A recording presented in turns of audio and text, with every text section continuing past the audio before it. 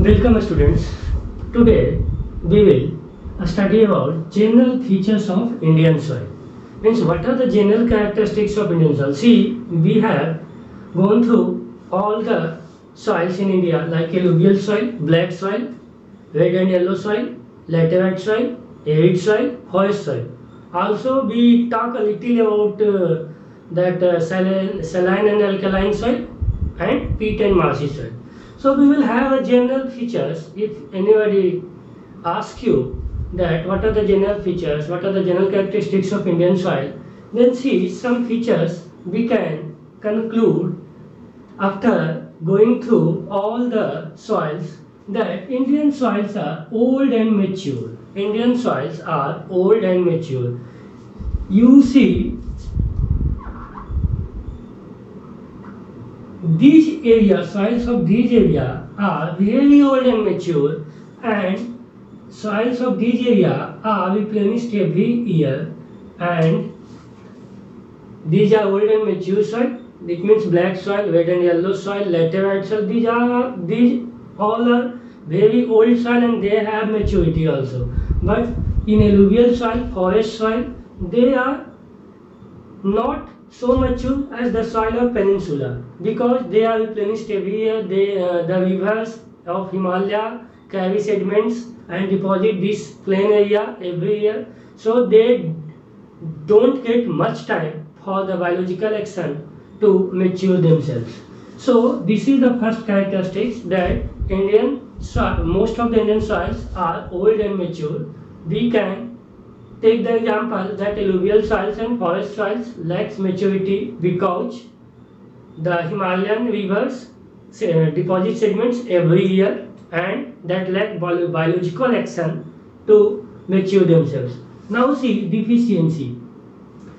आपने सारा सॉइल पढ़ा, 6 टाइप का सॉइल पढ़ा, उसमें देखा कि most of the Indian soil है उसमें नाइट्रोजन का जो डिफिशियंसी है. तो इंडियन सॉइल्स में आपको नाइट्रोजन का डिफिशियंसी मिलेगा, मिनरल का डिफिशियंसी मिलेगा, प्रॉपर मिनरल जो है नहीं है इसमें, साल्ट का डिफिशियंसी मिलता है एरिड और डेजर्ट सॉइल को छोड़ करके, ह्यूमस का डिफिशियंसी मिलता है. तो Indian soil is deficient in minerals, materials, organic materials such as humus, also nitrogen. That's why India में जो है यूरिया ज़्यादा यूज होता है. यूरिया जो आपका फर्टिलाइजर्स है वाइट वाला, वो इंडिया में ज़्यादा इसलिए यूज होता है कि इंडियन सॉइल में नाइट्रोजन का जो है आपको कमी मिलता है. अब देखिए वेरिएशन इन थिकनेस कहने का मतलब है कि सॉइल का जो लेयर है, आपने सॉइल का पढ़ा, टॉप कवर जो सॉइल है, तो ये जितना जो है ये थिकनेस आपको इस एरिया में कम मिलेगा और इस एरिया में ज़्यादा मिलेगा. यहाँ जो है आपको थिकनेस जो है 150 to 200 मीटर अराउंड मिलता है, कहीं कहीं पे 50 मीटर भी मिल सकता है आपको. और इस एरिया में जो है थिकनेस कम मिलता है क्योंकि इरोड हो गया है सॉइल, जो सॉइल का जो टॉप कवर है. इस एरिया में हर बार जो नया सेडिमेंट आ करके डिपॉजिट होता है, थिकनेस जो है क्या हो रहा है, बढ़ते जा रहा है. तो आप देख सकते हैं ये जो आपका एलुवियल सॉइल में थिकनेस ज़्यादा मिलता है, ब्लैक सॉइल में भी थिकनेस जो है आपका ज़्यादा है. लेकिन आप देखिए हिमालयन सॉइल में आपका पीट एंड मार्शी सॉइल में थिकनेस कम है, या फिर प्लेट्यू में जो सॉइल मिलता है उसमें थिकनेस कम है, जैसे लैटेराइट सॉइल हो गया. मतलब जो सॉइल में ज़्यादा इरोजन होता है, जैसे लैटेराइट हो गया, माउंटेन हो गया, ये सब जो है वाटर जो है ऊपर से टॉप कवर हटा करके और डिपॉजिट करता है कहीं और. लैटेराइट सॉइल में भी लीचिंग होता है तो उसमें जो आपको थिकनेस कम मिलेगा. लेकिन एलुवियल सॉइल, ब्लैक सॉइल, हम बताएं ब्लैक सॉइल जो बहुत बड़ा आपका लावा का प्लेट्यू था उससे बना है, तो उसका थिकनेस बहुत ज़्यादा है. तो इंडियन सॉइल में जो है वेरिएशन इन थिकनेस मिलेगा, और थिकनेस का वेरिएशन जो है आपको बताना है कि एलुवियल सॉइल, ब्लैक सॉइल, ये सब में थिकनेस ज़्यादा है, लगभग 150 to 200 मीटर है. जबकि लैटेराइट सॉइल्स, हिमालयन सॉइल या फॉरेस्ट सॉइल जो है वहाँ का टॉप कवर जो है ख़त्म हो गया है और वहाँ थिकनेस आपको कम मिलेगा. अब देखिए फर्टिलिटी में देखते हैं तो some Indian soils are very fertile such as alluvial soils and black soils. Some Indian soils lacks in fertility, such as red and yellow soils, laterite soils, आपका एविड सॉइल्स हो गया. तो ये सब जो है फर्टिलिटी उसमें नहीं है.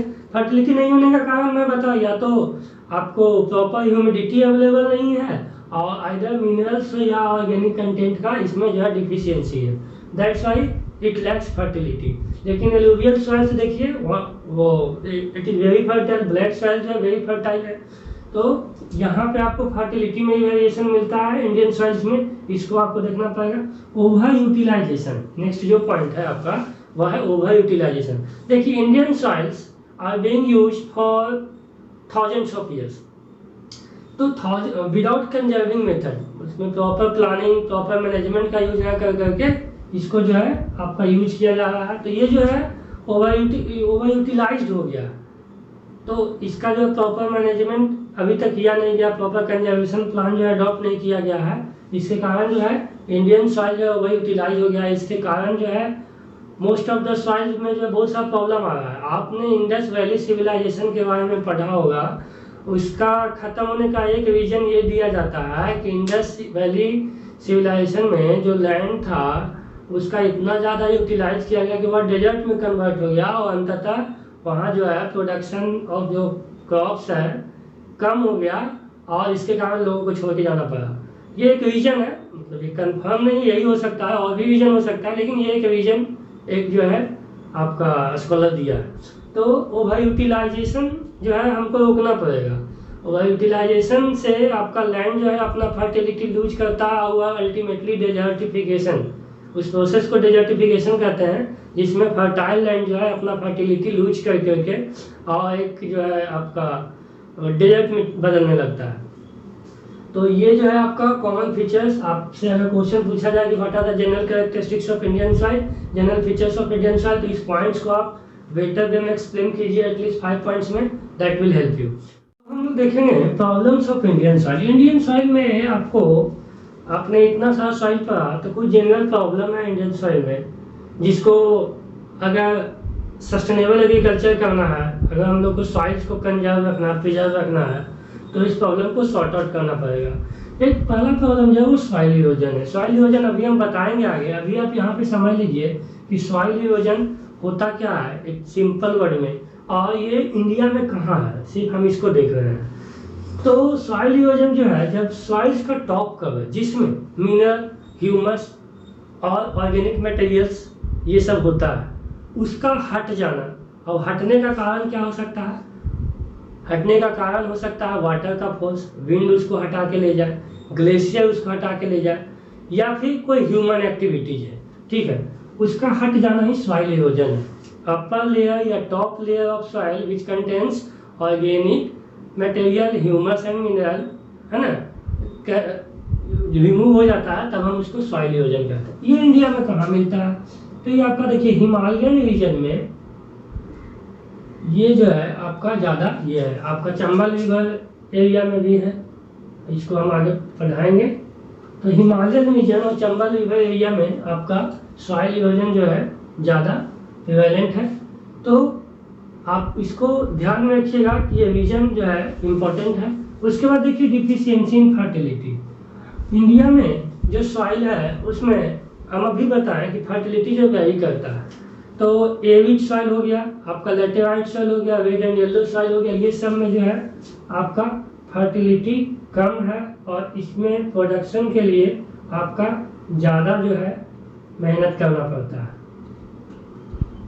ठीक है। ये सब जो सॉइल है वो फर्टिलिटी इसमें नहीं के बराबर है और इसमें जो है एक्स्ट्रा आपको प्रिकॉशन लेना पड़ता है जब इसमें आपको क्रॉप्स का प्रोडक्शन करना है। डेजर्टिफिकेशन, डेजर्टिफिकेशन क्या है हम अभी बताएं कि जो आपका फर्टाइल लैंड है उसका जो है ऐसे लैंड में कन्वर्ट हो जाना जिसमें प्रोडक्शन जो है नहीं हो सके, ठीक है।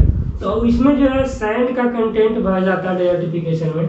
तो इंडिया में जो आपका थार जो डेजर्ट है यह एक दिन में नहीं बना है, वो एक ऐसा माना जाता है, it is believed that it was a fertile land 1000 years ago, now it become a desert. तो ये इसका रीजन ओवर यूटिलाइजेशन हो सकता है और आपका जो है कुछ नेचुरल रीजन भी हो सकता है जो ऐसे ही छोड़ दिया जाए या फिर जो है आपका बाहर से सैंड आकर के वहाँ पे बीच है इस तरह। उसके बाद देखिए बहुत सारा ऐसा भी लैंड है इंडिया का जहाँ आपको ये सब मिलेगा। जैसे आपका rain shadow reason, rain shadow reason आपको जब सॉइल्स को ह्यूमिडिटी बहुत दिन तक नहीं मिलता है तो उसमें सैंड का कंटेंट बढ़ने लगता है।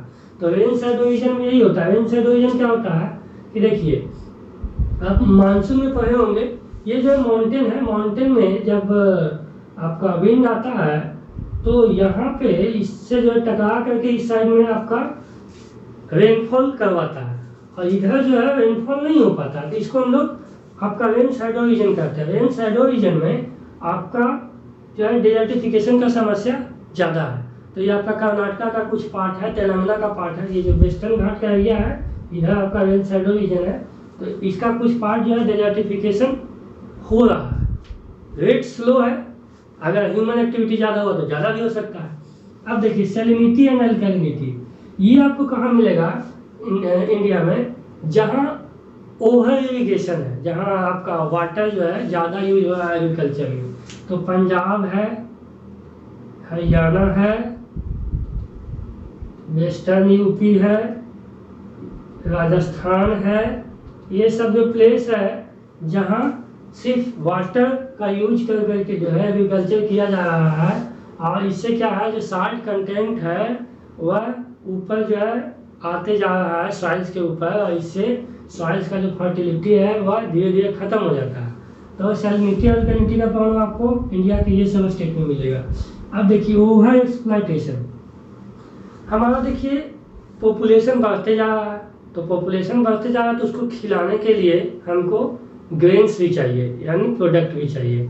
तो इंडियन सॉइल जो है अब उसका ओवर एक्सप्लॉयटेशन हो रहा है।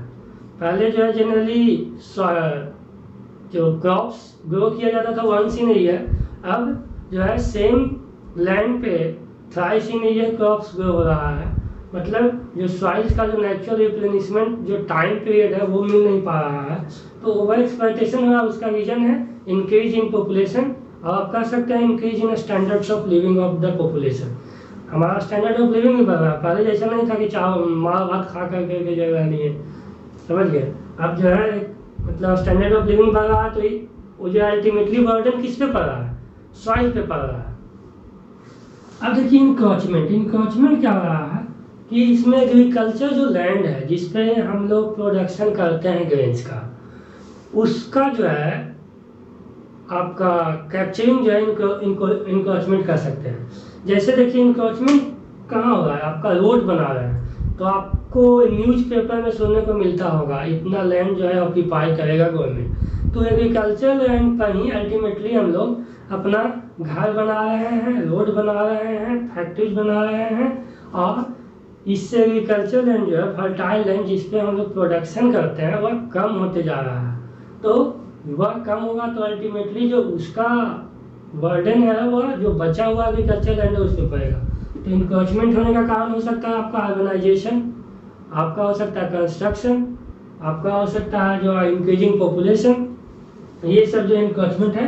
और ये आपको इंडिया में हर बड़े शहर में मिल रहा है, और हर वैसा जगह मिल रहा है जो विलेज से अर्बन एरिया में डेवलप हो रहा है।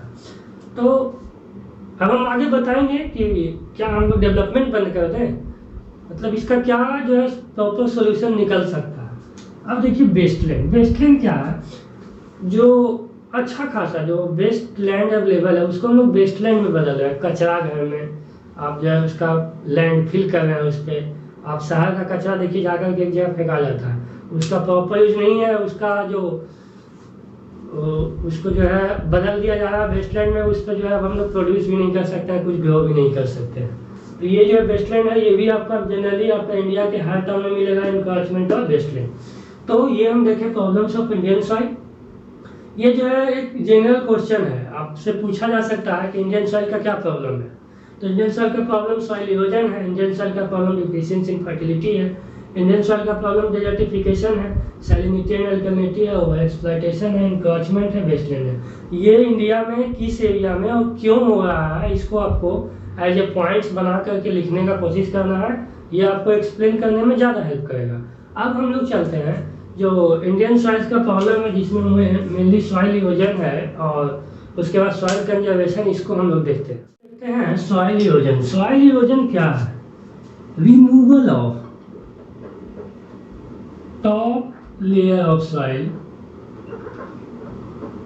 या upper layer of soil या सॉइल कवर, सॉइल का जो ऊपर में कवर है वह हट जाना ही सॉइल इरोजन है। सॉइल का जो अपर लेयर का कवर है वह हट जाना ही सॉइल इरोजन है। तो देखिए ये जो अपर लेयर है वो हमारे लिए कैसे इम्पोर्टेंट है हम बताए थे, क्योंकि इसमें जो है आपका ह्यूमस होता है, ऑर्गेनिक मैटर्स होता है, और ये जो है प्लांट के लिए मोस्ट इम्पोर्टेंट होता है। आप बायोलॉजी में जाइलम फ्लोएम ये सब पढ़े होंगे। प्लांट जो है अपना न्यूट्रिएंट्स यहीं से जो है आप रिसीव करता है, और अगर ये हट जाएगा तो ये जो है प्लांट का यूजलेस हो जाएगा और ये सॉइल नहीं रह पाएगा, मतलब सॉइल का जो कैपेसिटी है वह नहीं दे पाएगा। तो सॉइल इरोजन जो है removal of top layer, upper layer और top cover of soil is called soil erosion. अब देखिए व्हाई इट हैपेंस, तो इसका रीजन क्या हो सकता है जिसको हम लोग फैक्टर ऑफ सॉइल इरोजन करते हैं। तो रीजन जो है सॉइल इरोजन का नेचुरल फोर्सेज हो सकता है। तो नेचुरल फोर्सेज क्या है, आपका रनिंग वाटर है। रनिंग वाटर क्या करेगा कि जो अपना फोर्स से जो है अपर लेयर को बहा ले जाएगा। उसके बाद आपका विंड है, ये जो है अगर ये बहुत ज़्यादा तेज चला और ये इसमें अगर कंटेंट जो है ह्यूमिडिटी नहीं रहे, सैंड है, तो उसको आसानी से उड़ा लेके जा सकता है। आइस या ग्लेशियर हम कर सकते हैं, ये सब जो है घिसते घिसते सॉइल के टॉप कवर को हटा सकता है। उसके बाद आपका सी वेव है, सी वेव भी जो है आपका सॉइल के टॉप कवर को हटा सकता है। तो ये तो नेचुरल फोर्सेज हो गया। अब उसके बाद ह्यूमन एक्टिविटी, जिसको हम अभी सेपरेटली देखेंगे, अभी हम लोग इस पे सिर्फ चलते हैं। तो देखिए अभी आप सॉइल इरोजन को डिफाइन कैसे कीजिएगा, the removal of top layer और अपर लेयर और soil cover due to running water, wind, ice, glacier and sea wave is known as soil erosion. अब देखिए it is the most important part of soil cover because it contains organic minerals, humus that supports the plant. If it is washed down, then it will not support the plant, it will not support the growth of plant. तो ये आपका soil erosion हो गया। अब देखिए natural forces, मतलब हम अभी क्या जाना है कि सॉइल जो है इरोजन हो रहा है, नेचुरली हो रहा है। तो नेचुरली हो रहा है तो नेचर उसको सब कुछ कर रहा है, लेकिन ऐसा नहीं है। अब देखिए आप क्लास 6 में दो फोर्स पढ़े होंगे, इंडोजेनिक फोर्सेज और एक्सोजेनिक फोर्सेज। मतलब इंडोजेनिक फोर्सेज जो है अपलिफ्टमेंट करता है, बनाता है, और एक्सोजेनिक फोर्सेज जो है इसको काटता है। तो ये जो एक्सोजेनिक फोर्सेज है मतलब जो काटता है, बराबर करता है। इंडोजेनिक फोर्सेज जो अंदर से फोर्स आपका वोल्केनो ये सब उठाने में लगा रहता है, माउंटेन बनाता है, प्लेट्यू बनाता है, ये जो है इसको बराबर करने में लगा हुआ रहता है। तो देखिए ये जो है नेचर का आपका जनरल एक्टिविटीज है, नेचुरल एक्टिविटीज है, और ये रेगुलर चलते रहता है, ये दोनों में बैलेंस होता रहता है। मतलब सॉइल इरोजन और सॉइल फॉर्मेशन ये जो है कंटिन्यूअसली नेचुरल प्रोसेस है। सॉइल बनते रहेगा, सॉइल इरोड होते रहेगा, और ये दोनों में बैलेंस होता है। कब? जब यह काम नेचर करता है। लेकिन यह जो है काम अगर डिस्टर्ब हो जाए ह्यूमन एक्टिविटी से, तब जो है ये सॉइल इरोजन के सॉइल के लिए बहुत ज़्यादा हार्मफुल होता है। तो अब हम लोग देखेंगे factor of soil erosion. Factor of soil erosion में नेचुरल फोर्सेस देख लिए आपका रनिंग वाटर है, विंड है, आइस है, ग्लेशियर है। उसके बाद कुछ ह्यूमन एक्टिविटीज भी है। ह्यूमन एक्टिविटीज में आपका डिफॉरेस्टेशन आ गया। डिफॉरेस्टेशन के बाद आपका ओवर ग्रेजिंग हो गया। उसके बाद कंस्ट्रक्शन एंड माइनिंग हो गया। उसके बाद अर्बनाइजेशन हो गया, क्लाइमेट चेंज हो गया। ये सब जो आपका है ओवर एक्सप्लॉइटेशन हम अभी बताएं, ये सब जो है आपका ह्यूमन एक्टिविटीज के कारण प्रॉब्लम है। वाटर पोल्यूशन हो गया, क्योंकि वाटर अल्टीमेटली सॉइल में जाकर के सॉइल को भी जो है गंदा करता है। तो ये सब जो ह्यूमन एक्टिविटीज है, यानी कि वैसा रीजन जो सॉइल को हटाए, सॉइल को इरोजन करने में हेल्प करे, उसको हम लोग फैक्टर्स ऑफ सॉइल इरोजन कहेंगे। और ये नेचुरल फोर्स हो सकता है या ह्यूमन एक्टिविटीज हो सकता है। नेचुरल फोर्सेज में मेनली जो है 4 है, रनिंग वाटर है, विंड है, आइस है, ग्लेशियर है, सी वेव है। ह्यूमन एक्टिविटीज ये थोड़ा सा हम लिखे हैं और भी बहुत सारा है, आप इसको ऐड कर सकते हैं। Deforestation, overgrazing, construction and mining, urbanisation है, क्लाइमेट चेंज है, आपका एयरबॉर्न पोल्यूशन है, एक पोल्यूशन इन एक्वेटिक यानी वाटर है, ये सब जो है आपका सॉइल इरोजन के लिए रिस्पॉन्सिबल है। तो ये सब को जो है हम एक्सप्लेन करने की कोशिश करते हैं। तो सबसे पहले नेचुरल फोर्सेज जो आपको बुक्स में पढ़ना है एनसीईआरटी में, उसको हम लोग देख लेते हैं। जूनियर क्लास में, प्रीवियस क्लास में पढ़ा होगा कि रिवर जो है, रिवर एक रनिंग वाटर का सोर्स है। तो रिवर जो है आपका सॉइल इरोजन करता है, और वो सॉइल इरोजन करता है, ट्रांसपोर्टेशन करता है, उससे कई तरह का फीचर्स बनता है, जैसे वी शेप वैली हो गया, मियांडर हो गया, ऐसे ऐसे कर करके जो बनता है। उसके बाद आपका ऑक्सबो लेक हो गया, डेल्टा हो गया, ये सब रिवर बनाता है, रनिंग वाटर का काम है। लेकिन अभी देखिए, जो ये तो आपका रिवर का काम हो गया, वही वाटर जो है जब जनरल लैंड पे फ्लो करता है तो वो एक डेवलपमेंट होता है जिससे सॉइल का टॉप कवर हट जाता है। तो उसका जो है एक आपका प्रोसेस है, कंटिन्यूअस प्रोसेस है, और ये जनरली आपका सेमी एरिड रीजन होगा। ये कैसा एरिया होगा? सेमी एरिड रीजन में रिवर के अलावा हम बता रहे हैं जहाँ पे सॉइल जो है इजीली पास हो जाए, और आपका वेट रीजन में जो टेम्परेट रीजन है वहाँ आपका ये ज़्यादा मिलेगा, टेम्परेट रीजन में। तो हम देखते हैं कि सॉइल इरोजन जो है आपका रनिंग वाटर कैसे करता है। तो रनिंग वाटर का जो सॉइल इरोजन है तो देखिए सबसे पहले करेगा कैसे। सपोज कीजिए वाटर का एक ड्रॉप यहाँ गिरा, तो वाटर का जब ड्रॉप गिरता है तो उसमें फोर्स होता है, ग्रेविटी का फोर्स होता है, और गिरने के बाद सॉइल में जो है एक छोटा सा होल कर देगा, आपका ये वेंट कर देता है या क्रेटर बना देता है। अब जब क्रेटर बनाएगा तो वो इतना छोटा जो है आपका होल है या वेंट है, उसमें जोर से वह गिरता है तो उसका जो आपका ह्यूमस मटेरियल है, ऑर्गेनिक मटेरियल है, वो बाहर आ सकता है या लूज पड़ जाता है।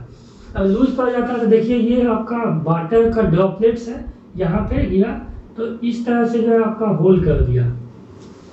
तो जब ऐसा कंडीशन है, जो वाटर जो है आपका ड्रॉपलेट से, वाटर का ड्रॉप के फोर्स से जब इरोजन हो, तब हम इस सिचुएशन को कहेंगे स्प्लैश इरोजन, स्प्लैश करते हैं, ठीक है। अब देखिए ये ऐसा कंडीशन है जब water drop by drop fall हो रहा है।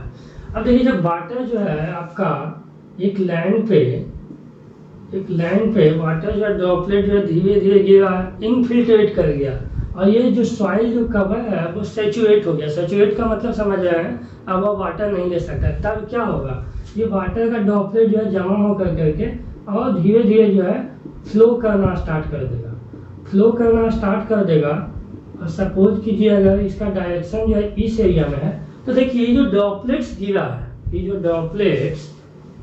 है वो ऑलरेडी सॉइल को लूज कर चुका है। ये जो ड्रॉपलेट्स गिरा है वो ऑलरेडी सॉइल को लूज कर चुका है। अब वाटर भी जो इनफिल्ट्रेट होकर करके सैचुरेट हो गया है सॉइल, तो अब वाटर क्या होगा, बहना चालू करेगा, फ्लो करना स्टार्ट करेगा। तो वाटर जो है एक लार्ज एरिया में बहता है, तो ये जो लूज पार्टिकल है सॉइल का, इसको भी लेकर के साथ जाएगा। जो सोल्यूबल मटेरियल है उसको तो लेके जाएगा ही, उसके बाद अगर उसमें फोर्स होगा तो इसको भी बहा के लेके जाएगा। तो जब वैसा कंडीशन आता है तब हम लोग उसको कहते हैं सीट इरोजन, ठीक है। जब वाटर का सॉइल का जब इरोजन आपका ड्रॉपलेट से हो तब हम कहेंगे स्प्लैश, छींटा पड़ गया, ठीक है। और जब वही स्प्लैश जो लूज पार्टिकल करता है, और जब सॉइल जो है एक वाटर जो है सीट के रूप में जो है लार्ज एरिया में फ्लो करता है, तब हम उसको कहेंगे सीट इरोजन।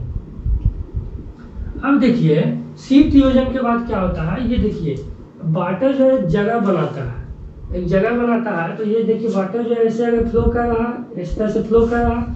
अब फ्लो करने के बाद देखिएगा कहीं कहीं पे एक पतला सा जो है ना, ये सारा वाटर आकर के एक चैनल बना देगा। मतलब ये सारा वाटर जो है सब जगह जाकर के एक जगह मिल जाएगा, स्लोप को फॉलो करता है। और एक पतला सा, ये देखिए ये सारा वाटर इधर से आ रहा है, ये सब वाटर है, ये सब वाटर का सोर्स है। ये वाटर इसमें मिला, ये वाटर इसमें मिला, ये वाटर इसमें मिला, फिर ये वाटर इसमें मिलेगा। तो ये जो देखिए जो पतला पतला जो चैनल बना छोटा छोटा पतला पतला, हम उसको कहते हैं व्हील। इसमें क्या कर, इसमें होता क्या है देखिए, एक तो वाटर जो है स्लोप को फॉलो करता है, दूसरा इसमें वाटर जो है हॉरिजॉन्टल के साथ साथ वर्टिकल इरोजन करना स्टार्ट कर देता है, तब ये छोटा चैनल बन जाता है वाटर का, जिसमें आपको वाटर सीट के रूप में ना फ्लो कर करके एक जो है नाली के रूप में, छोटा नाली याद रखिए, एक नाली के रूप में फ्लो करेगा, तब हम कहेंगे कि बस व्हील इरोजन है। और ये जो है उसके बाद आपका आता है गली इरोजन।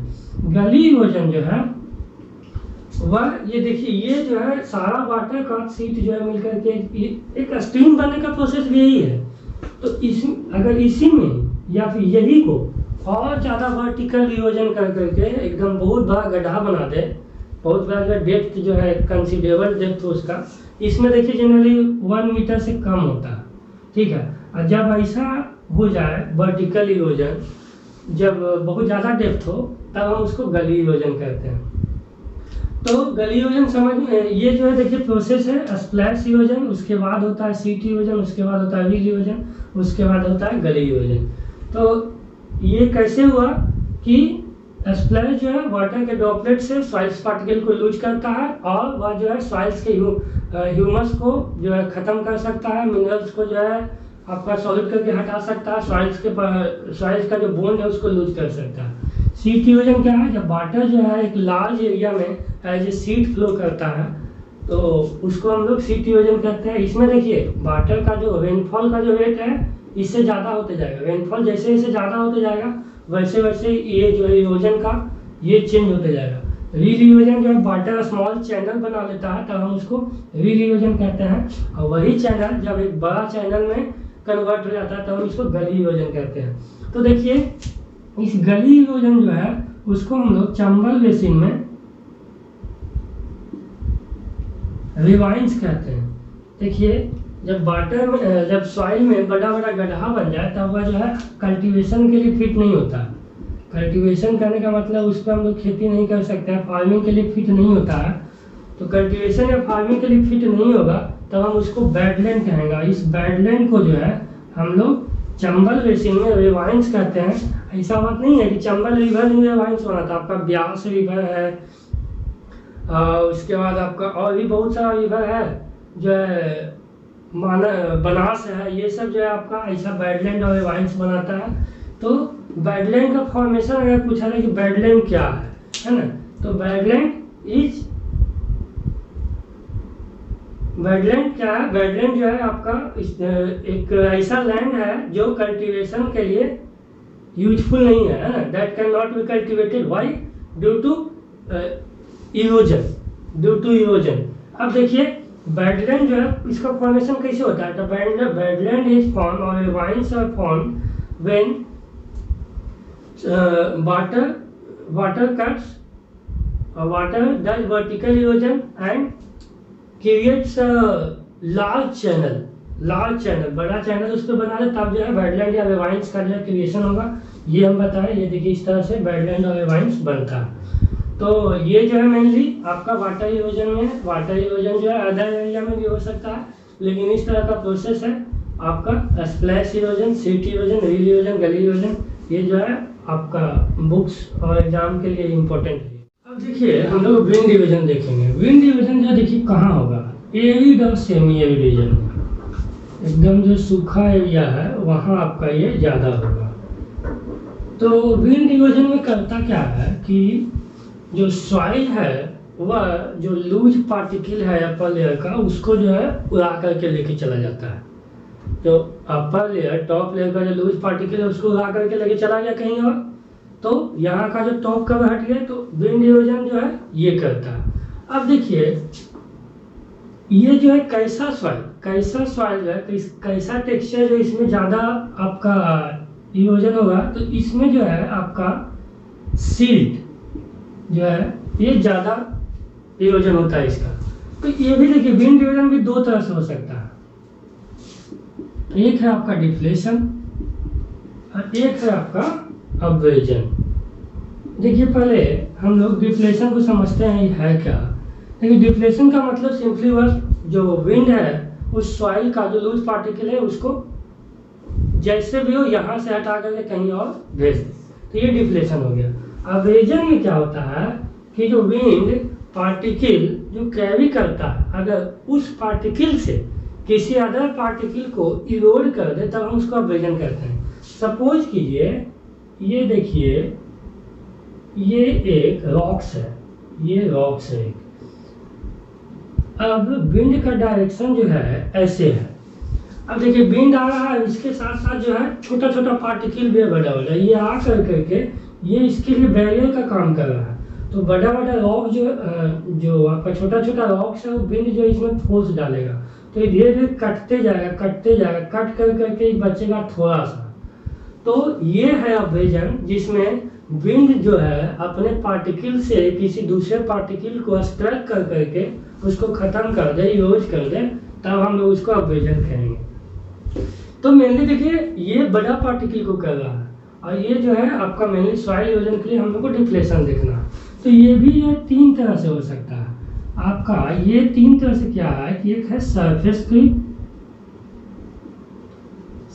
क्रीप, एक है आपका साल्टेशन, एक है आपका सस्पेंशन। मतलब तीन तरह से जो है विंड आपका इरोड कर सकता है सॉइल को। तो सरफेस क्रीप में सॉइल का जो बड़ा बड़ा पार्टिकल है उसको विंड में इतना फोर्स नहीं होता है कि उसको हवा में उठा करके कहीं पर ले आके पटके, तो उसको जब फोर्स लगा के धीरे धीरे लुढ़काते रहता है, रोल करवाता है उसको, है ना, यहाँ से यहाँ ऐसे ऐसे रोल कर रहा है एक अपना बेस पे, तब हम उसको सरफेस क्रीप करते हैं। अब देखिए साल्टेशन क्या है कि जो आपका इससे छोटा पार्टिकल है उसको जो है कुछ दूर तक उठा करके और अपने फोर्स से जो है ट्रांसपोर्ट करेगा, तब हम उसको साल्टेशन कहेंगे। और सस्पेंशन में जो वेरी स्मॉल पार्टिकल रहता है वह समझिए कि उसका पार्ट होता है विंड का, एयर का, और उसके साथ जो बहुत दूर तक जाता है। तो ये जो है तीन तरह से आपका सॉइल इरोजन होगा, विंड इरोजन। जो ये कहाँ होगा, arid and semi arid regions में, क्योंकि वहाँ जो है पार्टिकल्स बहुत लूज होता है, इसीलिए जो है आपका जो विंड है जो आप जिसमें फोर्स होता है उसके अपने साथ लेकर के कहीं और जाके जमा कर देता है। तो इंडिया में ये जो है आपका थार डेजर्ट एरिया है, वहाँ ये ज़्यादा प्रिवेलेंट है। उसके बाद और कहीं भी जो है आपका जहाँ सॉइल का लूज पार्टिकल है, या फिर अगर ये देखिए सबसे ज़्यादा इफेक्टिव अगर पूछ दे आपसे कि सबसे ज़्यादा इफेक्टिव ये कब होता है, तो ड्राउट रीजन में आपका अगर बारिश नहीं हो तो उस समय ज़्यादा इफेक्टिव होगा। ड्राउट टाइम्स में आपका विंड इरोजन ज़्यादा इफेक्टिव होता है। अब हम लोग देखते हैं कुछ बैड एग्रीकल्चर प्रैक्टिस है, उससे भी इरोजन होता है। इरोजन बाई विंड देखें, सॉइल इरोजन बाई ग्लेशियर भी होता है, बुक्स में आपको पढ़ना नहीं है तो टाइम वेस्ट उसमें नहीं करेंगे। Soil erosion by sea wave भी होता है, ठीक है। तो अब हम लोग देखते हैं soil erosion bye defective methods of farming. ये आपका ह्यूमन एक्टिविटीज है, और भी बहुत सारा ह्यूमन एक्टिविटीज है, मैंने आपको बताया। वो सब जो आप अपने से पॉइंट्स बना कर करके लिख लीजिएगा, लिखने का कोशिश कीजिएगा, वो जो है बेनिफिशियल रहेगा, क्योंकि जितना ज़्यादा लिखिएगा उतना ही ज़्यादा सीखिएगा आपको। तो जो है आपका बुक्स में उस पर हम लोग देखते हैं। तो डिफेक्टिव मेथड्स ऑफ फार्मिंग क्या है, तो इसमें आपका प्लॉगिंग और टिलिंग इन ए रॉन्ग वे।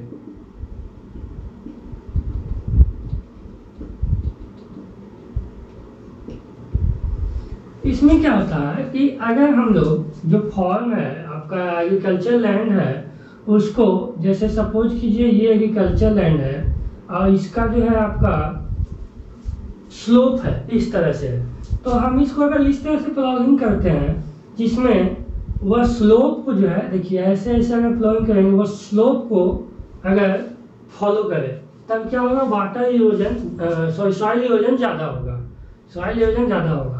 तो प्लॉगिंग और टिलिंग इन रॉन्ग वे जो है आपका सॉइल इरोजन में हेल्प कर सकता है, और ये एक ह्यूमन एक्टिविटीज है।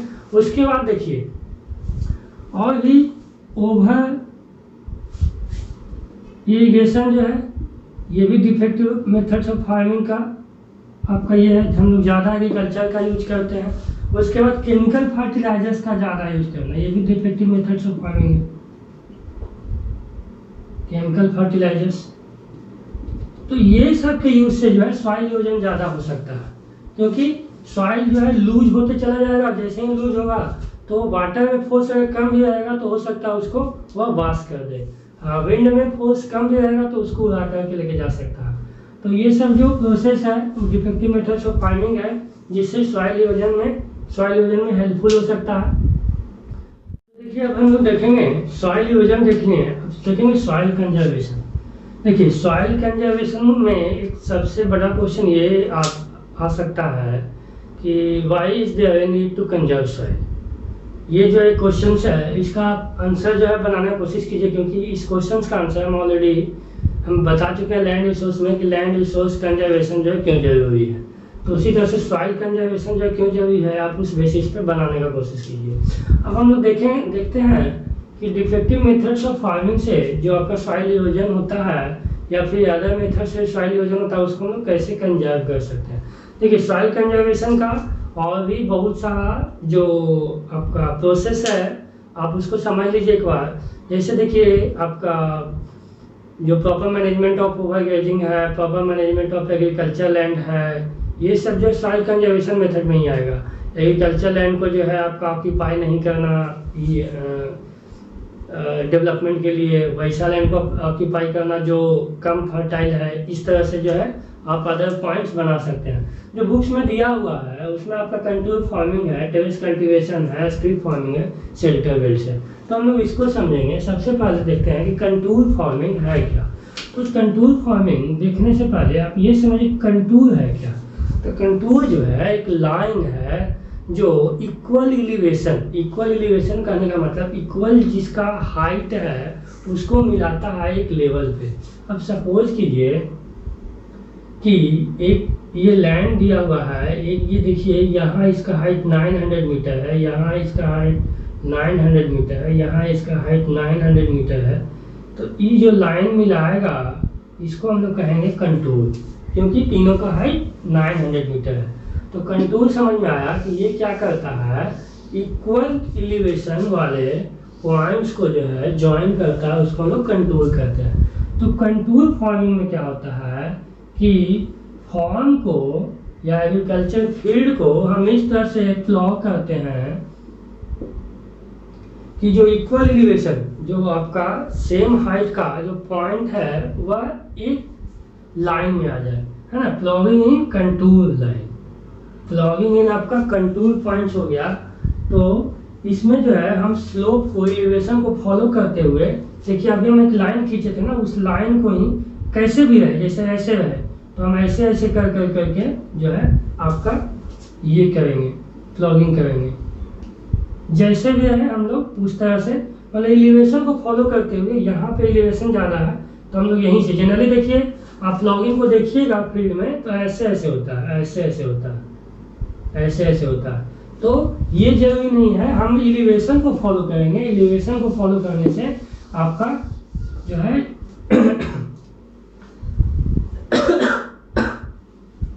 मतलब प्लॉगिंग इन ए स्लोप अक्रॉस एलिवेशन जो है हम उसको कहेंगे आपका कंटूर प्लॉगिंग। अब देखिए कंटूर प्लॉगिंग से फायदा क्या है। सबसे पहले ये जो स्लोप को ब्रेक करता है, उसके बाद ये वाटर को टाइम देता है कि वह सॉइल में धीरे धीरे सेटल हो जाए। जैसे देखिए इस तरह से प्लॉगिंग किया तो ये देखिए आपका स्लोप है, ये स्लोप है। तो हम अभी क्या बताएं कि ये वाटर को टाइम देता है कि यहाँ पे वाटर यहीं तक जमा रहेगा, तो वाटर को जो सेटल होने के लिए टाइम मिल जाएगा। उसके बाद जो है कंटूर प्लॉगिंग से आपका व्हील्स एंड गलीज इरोजन जो होता है आपका, इससे बचा जा सकता है ना। It prevents the water to form wheels and gullies. उसके बाद ये सस्टेनेबल एग्रीकल्चर का एक पार्ट कर सकते हैं, सस्टेनेबल एग्रीकल्चर का। तो ये कंटूर फार्मिंग समझ में आ गया होगा आपको। प्लॉगिंग अक्रॉस द स्लोप और following the elevation is called contour farming. उसके बाद इससे फायदा क्या है, it prevents the forming wheels and gullies by flowing water. It also gives time the water to settle down into the soil. ये जो है सस्टेनेबल एग्रीकल्चर का एक पार्ट है। तो टेरेस कल्टीवेशन में क्या होता है, इसमें हम लोग स्टेप बनाते हैं, स्टेप बना करके और एक जो स्लोपी लैंड है उसको हम लोग फार्म लैंड में कन्वर्ट करते हैं। इसमें जो है स्टेप का क्रिएशन होता है। जैसे देखिए ये जो है आपका माउंटेन एरिया है, तो इसको हम लोग इस तरह से ऐसे ऐसे ऐसे ऐसे ये बनाएंगे। तो ये जो है आपका टेरेस फार्मिंग हो गया, जिसमें हम लोग स्टेप क्रिएट करते हैं। तो इसका देखिए क्या है आपका बेनिफिट। सबसे पहले इसमें क्या होता है, एक स्लोपी लैंड को एक फ्लैट लैंड में कन्वर्ट किया जाता है। अभी देखिए इसमें हम लोग डिफरेंस भी बताएंगे। इसका ये जो नेचुरल शेप को फॉलो करता है, इसमें जो है हम इसमें ऐसा नहीं होता है। इसमें भी आपका स्लोपी लैंड है कंटूर फार्मिंग में, और इसमें भी स्लोपिंग लैंड है। लेकिन ये जो है आपका जो कम स्लोप वाला इलाका है, वहाँ जो है हम ऐसे ऐसे कर करके जो है आपका टिलिंग करते हैं या प्लॉगिंग करते हैं।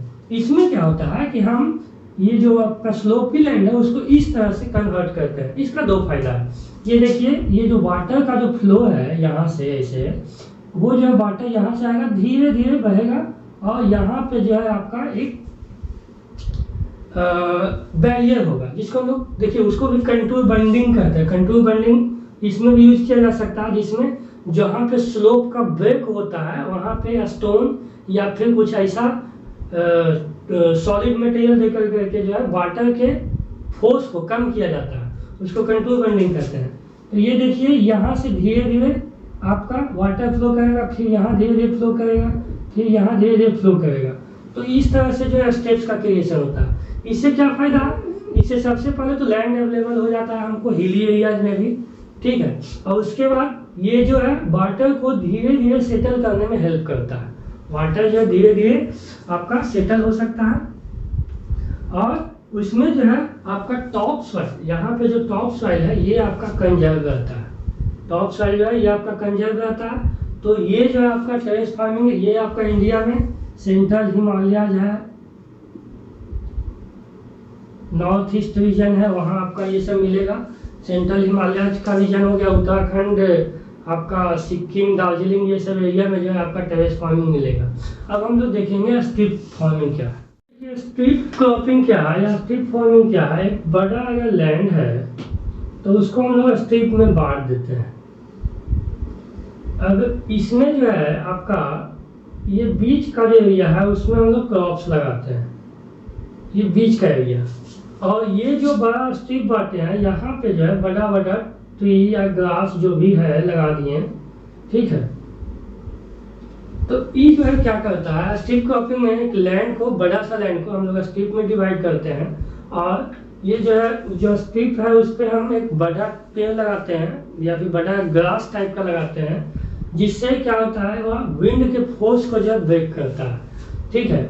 और ये विंड के फोर्स को ब्रेक करने के लिए, विंड डिवीजन से बचने के लिए इसका यूज करते हैं। ये वाटर के लिए आपका नेचुरल चैनल प्रोवाइड करता है, एक नेचुरल डैम प्रोवाइड करता है, ठीक है। तो ये सब जो देखिए स्ट्रिप से यहाँ आप पेड़ लगाएंगे, ये सब स्ट्रिप से यहाँ पेड़ लगाएंगे या बड़ा टॉल ग्रास लगाएंगे, जिससे यहाँ पर जो है आपका पौधा है वह उसको जो है विंड से कोई हार्म नहीं हो, ठीक है। तो ये आपका स्ट्रिप क्रॉपिंग हो गया। स्ट्रिप क्रॉपिंग को हम लोग देखिए जनरली यूज करते हैं, जैसे आप देखते होंगे उसको इंटर क्रॉपिंग कहते हैं। इंटर क्रॉपिंग में आपका मतलब बदल बदल के क्रॉप्स लगाते हैं। यहाँ पे कभी जो है गेहूँ लगा दिए, उसके बगल में जो है आपका जो चारा खाने के लिए होता है, क्या कहते हैं उसको, मकई टाइप का होता है गाय भैंस को खिलाने के लिए, उसको इधर लगाते हैं। तो इस तरह से बीच बीच में अगला बार जो है उसको यहाँ लगाएंगे, इसको फिर यहाँ लगाएंगे, तो उससे जो है फर्टिलिटी भी मेंटेन रहता है। तो ये जो है स्ट्रिप फार्मिंग हो गया। इसका जो है 2-3 बेनिफिट है हम बताएं आपको। एक तो सॉइल प्रिजर्व रहता है, उसका फर्टिलिटी मेंटेन रहता है, ये वाइंड के फोर्स को ब्रेक करता है, इसलिए विंड डिवीजन नहीं हो पाता है, और ये वाटर के लिए एक नेचुरल डैम प्रोवाइड करता है। देखिए वाटर जो है अपना ऐसे फ्लो करेगा, ऐसे फ्लो करेगा और धीरे धीरे जो है इरिगेट करेगा। अब हम लोग देखेंगे शेल्टर बेल्ट। तो शेल्टर बेल्ट में क्या है, इसमें हम लोग क्या करते हैं कि विंड की डायरेक्शन के अगेंस्ट में हम बड़ा बड़ा पेड़ लगा सकते हैं या फिर जो है टॉल ग्रास लगा सकते हैं, जिसको श्रब्स कहते हैं। ये सपोज कीजिए विंड का डायरेक्शन है, तो इसमें हम लोग शेल्टर बेल्ट में जो है एक लाइन में planting trees in a laws to create belts, एक बेल्ट बनाते हैं। एक सिंपल लाइन में जो है आपका ट्री लगाएंगे, फिर यहाँ लगा सकते हैं, यहाँ लगा सकते हैं, यहाँ लगा सकते हैं, ऐसे लगा कर करके एक वेज क्रिएट करते हैं। विंड जिस डायरेक्शन से जनरली चलता है उसके अगेंस्ट में। तो ये जो है आपका विंड जो सैंड रहा है उसको यहीं पे रोक देगा, तो विंड इरोजन को ये थोड़ा कम करता है, ठीक है। उसके बाद जो है आप ये जो सैंड ड्यून्स हम बताए हैं, आपका लैंड डिग्रेडेशन में भी सैंड ड्यून्स को ये स्टेबलाइज करता है। जैसे आपका जो ये आपका क्या कहते हैं, ये जो आपका ये वेस्टर्न इंडिया है, थार डेजर्ट है, वहाँ से विंड जो है फोर्स में चलता है और ये जो सैंड है इधर ला करके डिपॉजिट कर सकता है। तो उसके लिए शेल्टर वेल्ट बना करके इसको हम लोग सैंडविच को यहीं पे स्टेबलाइज कर सकते हैं। मतलब यहाँ पे जो है आपका सैंड पार्टिकल्स इधर ही रह जाएगा, उधर नहीं जमेगा। तो ये आपका शेल्टर वेल्ट है। शेल्टर वेल्ट में आप सिंपली जान लीजिए कि प्लांट्स को जो है हम एक लाइन में लगाते हैं। Plants big trees, shrubs are planted in rows to create a shelter belts to protect the forces of wind। हम विंड को फोर्सेज को प्रोटेक्ट करेंगे, और विंड को फोर्सेज को प्रोटेक्ट करने से क्या होगा कि वो जो विंड जो पार्टिकल जो कैरी कर सकता है वो तो वहीं पे डिपॉजिट करेगा। और अगर हम उसके बाद वाला यानी इस एरिया में जो प्लांट्स जो वेल्ट है उसके बाद के एरिया को जो है आपका विंड का फोर्सेज कम मिलेगा, तो वहाँ का जो टॉप कवर है सॉइल का वह बचा रहेगा। तो ये जो है हमको शेल्टर बेल्ट्स, ये शेल्टर बेल्ट बहुत सा बनाया गया है आपका राजस्थान डेजर्ट एरिया में। अब हम लोग देखते हैं सॉइल कंजर्वेशन हम लोग पढ़ लिए, तो ये चैप्टर अब लगभग आपका फिनिश हो गया है। चैप्टर फिनिश होने के बाद जो है एक्सरसाइज जो डिस्कशन है हम बाद में करेंगे टाइम निकाल के। अभी मेन जो एम है हमारा वो चैप्टर्स पहले फिनिश करना है। अब देखिए, अब इसमें हम लोग देखेंगे जैसे आपका बुक्स में एक आपका स्टोरी दिया मध्य प्रदेश के झाबुआ डिस्ट्रिक्ट का, जिसमें बताया गया है कि किस तरह से जो वेस्टलैंड है उसको हम लोग एग्रीकल्चर लैंड में कन्वर्ट कर सकते हैं, बर्डलैंड है उसको हम लोग एग्रीकल्चर लैंड में कन्वर्ट कर सकते हैं। उससे जो है आपका जो सोशल प्रॉब्लम है, पॉवर्टी है, वो हट सकता है, हमारी इकोनॉमिक वेलबींग बना सकता है, हमारा income level, standard of living को हम बढ़ा सकते हैं। तो उसको थोड़ा देख लीजिएगा, क्योंकि हमको वो पॉइंट को ऐड करना पड़ेगा कि सॉइल जो इन्वायरमेंट को प्रोटेक्ट करना क्या जरूरी है, सॉइल कंजर्वेशन क्यों जरूरी है, लैंड कंजर्वेशन क्यों जरूरी है। तो ये समझना पड़ेगा कि हमारी इकोनॉमिक वेलबींग के लिए, सस्टेनेबल डेवलपमेंट के लिए, इन्वायरमेंट के वेलबींग के लिए ये सब जो है ज़रूरी है। तो अब हम मिलेंगे आपका नेक्स्ट वीडियो में नया चैप्टर के साथ, हो सकता है नया सब्जेक्ट भी हो। आज के लिए धन्यवाद।